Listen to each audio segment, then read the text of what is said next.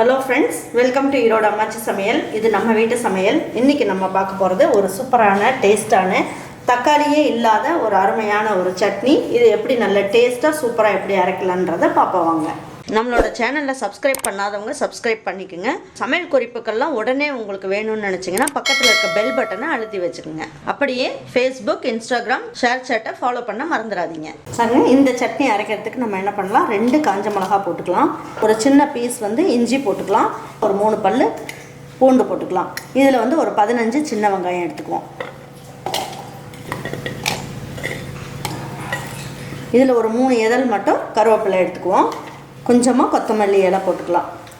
இதுலேயே 2 புளியங்கொட்டை சைஸுக்கு புளியை கல் மண் எதுவும் இல்லாமல் பார்த்துட்டு கொஞ்சம் லேசாக கழுவிட்டு போட்டுக்குங்க.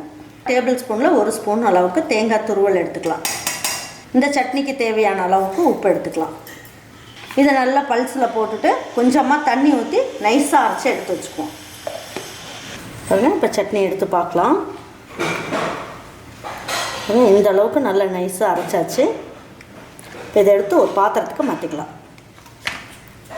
பாருங்கள், இதில் கொஞ்சமாக தண்ணி ஊற்றி இதிலே ஊற்றிடலாம்.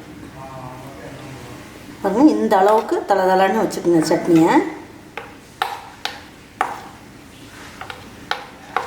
இப்போ இதுக்கு ஒரு தாளிப்பு கொடுத்துடலாம்.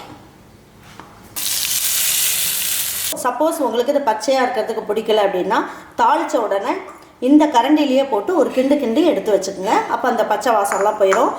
அடை தோசைக்கு, அதுக்கப்புறம் இட்லிக்கு, தோசைக்கு, இதுக்கு எல்லாமே ரொம்ப நல்ல டேஸ்ட்டாக சூப்பராக இருக்கும். இது இடியாப்பத்துக்கெலாம் தொட்டு சாப்பிட்றதுக்கும் நல்ல ஜம்முன்னு இருக்கும்.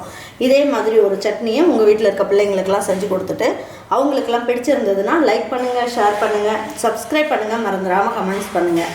தேங்க்யூ ஃபார் வாட்சிங் ஈரோடு அம்மாச்சி சமையல். தேங்க்யூ.